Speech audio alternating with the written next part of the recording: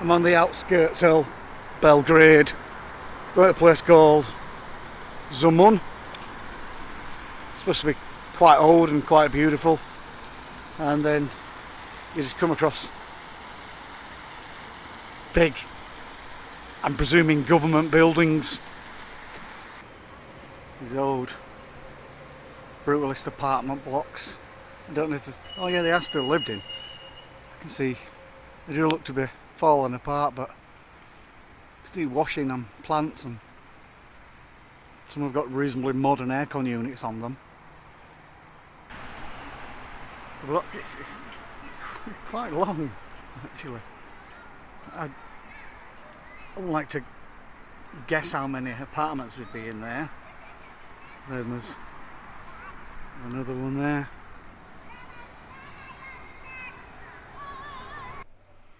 This is the English translation. Church of the Nativity of the Virgin Mary. It's a Serbian Orthodox church.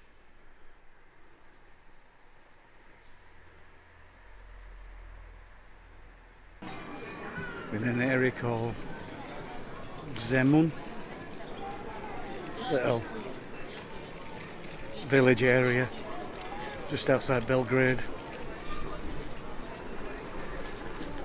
A lot of people come and drink, eat, sell things, all like local stuff. After walking the way around to Zunum, which were actually further than I thought, we're about just short of 10k. I'm walking back along the river Danube, which is this, and back there, and walking back all around there, and then end up back in Belgrade.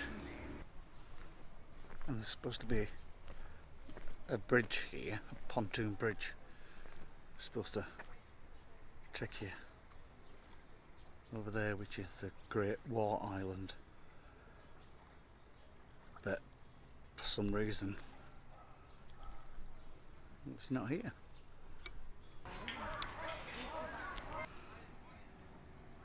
Well, that's a Great War Island. This is, I think it's called the Dunav, little side part of the river Danube, and this flows round and comes out the other side, and the other side of the island is the river Sava, and that's where, on the other side of this island, is where you have the confluence of the two rivers.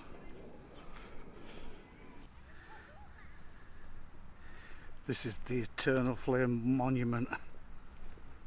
It's built to commemorate the victims of the 1990 NATO bombing, which was overthrown in, I think it was 2000.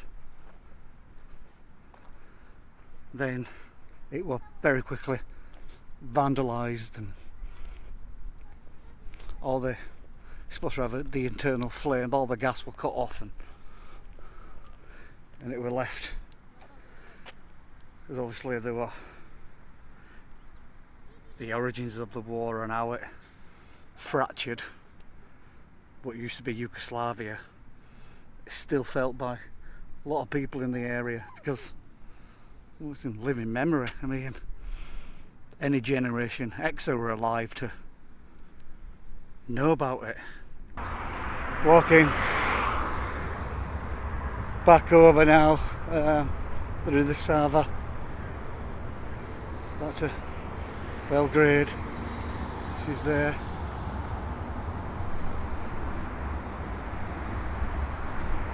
It's a city.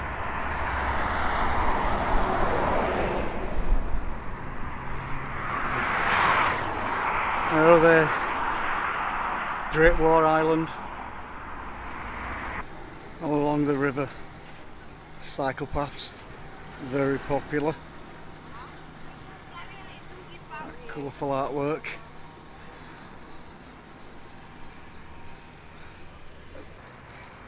just climbing up. There's a bit of a hill in Belgrade. It's not particularly steep or hard work, but get some quite good views.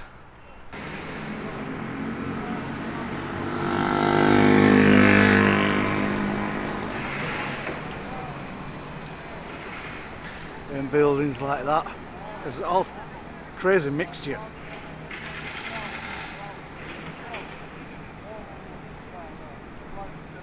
I mean, I suppose that's what happens when you have the Goths, the Huns, the Ottomans, the Hungarians, the Austrians, there's the Romans, of course. Quite a lot of people have taken or occupied the city, and pretty much every capital city, or any major city on the planet, always has at least one main shopping street where just everybody seems to be.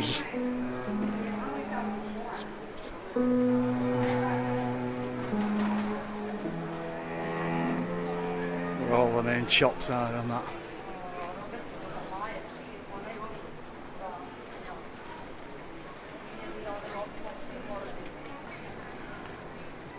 I don't know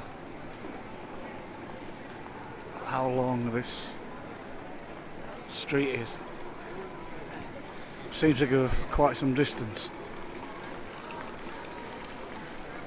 And there's a lot of people. It's really strange because you got that and that.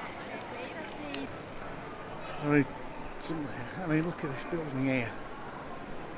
Looks like it's in a better position.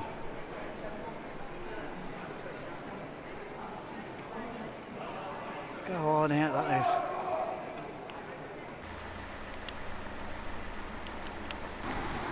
is. I'm doing the sightseeing bit of Belgrade today, and this is one of the areas, and then you can't quite see it, but over there is the Cathedral of St. Sava,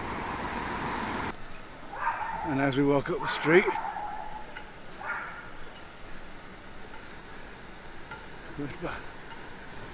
St. Sava Cathedral. I don't know how it's pronounced. It's S-A-V-A. I've only seen it written down before. Well, that's a monument to St. Sava. This, I believe it was, started construction in the 1930s. But as for completion, I think it was 2020 to finish the outside. So it's a rather modern church. I mean, it looks impressive, but I mean, from 35 to now, Serbia's obviously had a colourful past. Quite bloody impressive.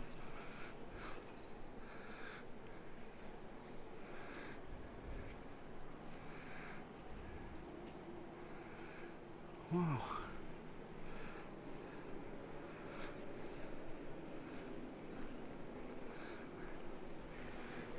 Big open plan. This is Serbian Orthodox Church. It's quite impressive.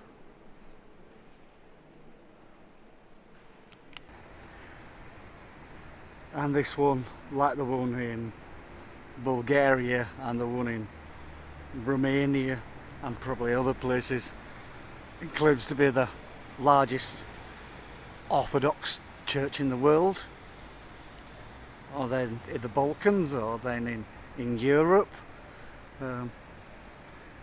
I don't know which one is physically the biggest, but I think the one in Bucharest is supposed to be the biggest when it's completed. An interesting memorial.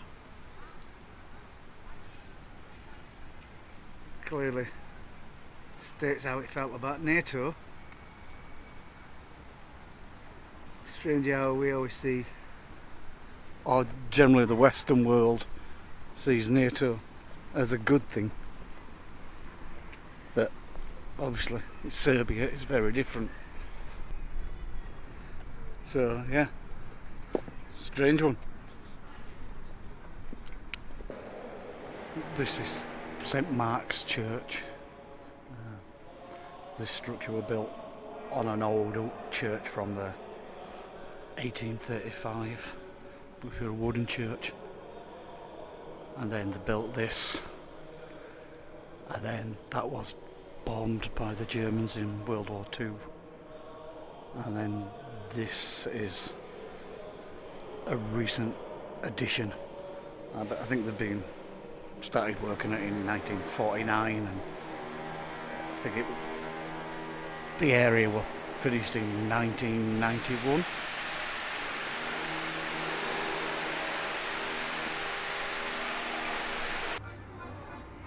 This is the outside of St Mark's Church. I believe it's got paintings and murals and various things going back hundreds of years. But this is 1991. Some pretty cool murals on the wall.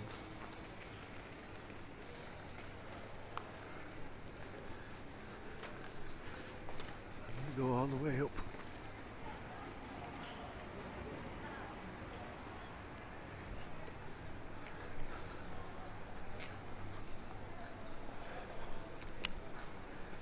All the way up here.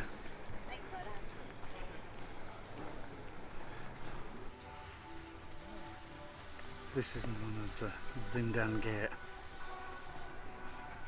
built for the Belgrade fortress in 1440 to 1456-ish. And then but historically this is probably the most important parts of Belgrade.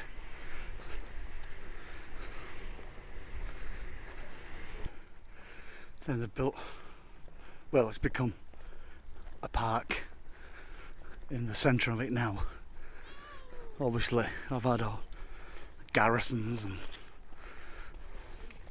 huts for where people slept and ate and various things like that. It's Belgrade, and that's a confluence. And then in the centre is the Great War Island. It's supposed to be uninhabited, but I believe there's a handful of people that are supposed to live on there. And there's supposed to be a way across, but yesterday I found out that path is or doesn't exist at the moment. Serbia, my experience of Serbia seems quite good at just stopping things, changing things, without actually notifying people or without putting it out in the wider world.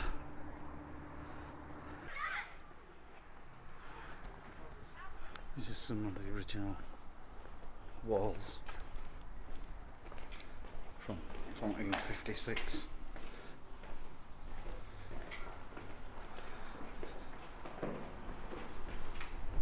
Well, this, I don't know if you can see it, but 1696.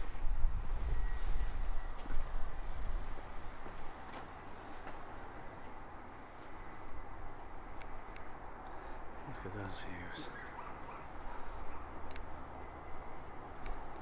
And the really nice part about it, I'm in the shade. It is midday heat. I don't know how hot it is, but it's it's quite intense, or it feels intense.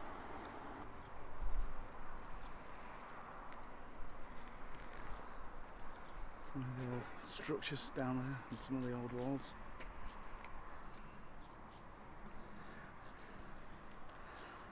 I don't want to get too close to the edge.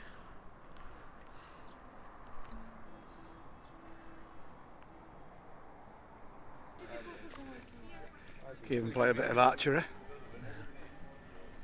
The old fortress cannons. And it's quite a big site. I think if you want to stroll, enjoy the area, see all the little hidden monuments and various little bits and bats of dotted around, I'd say half a day's.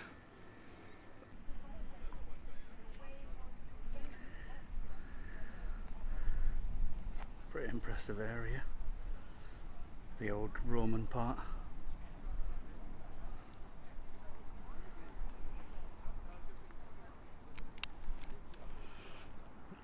And this is the viewpoint. And the statue.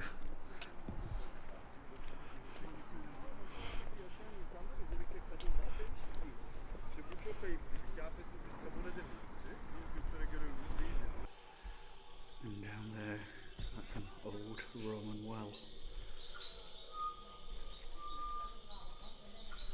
Used during Roman times. Sheltered in here. It's surprising how the difference between temperatures between out there and in here. You had to pay to come in here, but it worked out just less than a British pound.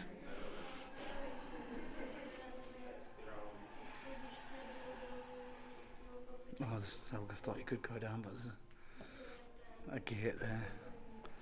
Probably a good thing. It would take forever to get down to the water level anyway. It's quite dark in here.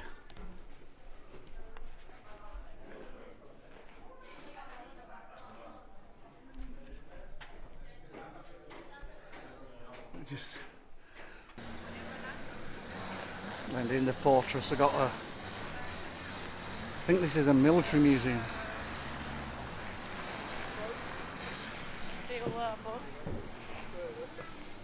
That doesn't look too old.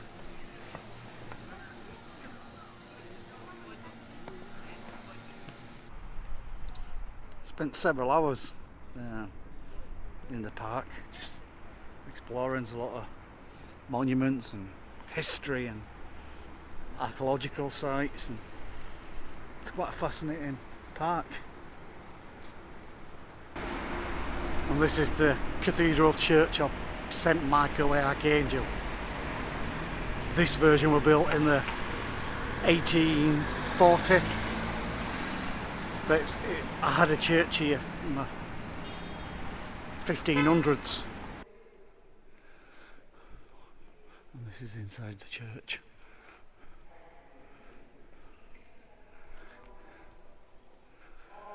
So this is most of this is from, well, it'll all be from the 1840s, because the Ottomans came in and had smashed all relics and any remaining artefacts once they found out the Serbs had rebuilt it after explicit orders not to. This is the famous Republic Square. Originally, when the Celtics occupied this area and the Romans, it was supposed to be a special burial ground. And then it's in the most recently, it was where the protests were held to get rid of Slobodan Milosevic in 91. But it's quite an unassuming square, really. And then the square opens up.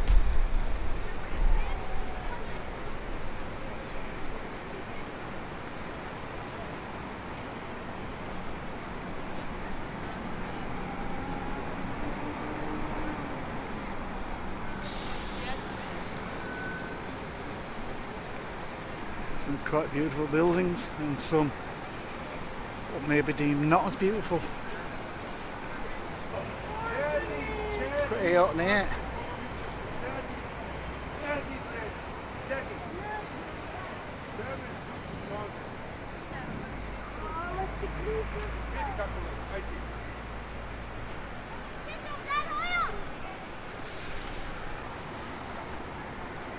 It is quite impressive. And they're pretty cool.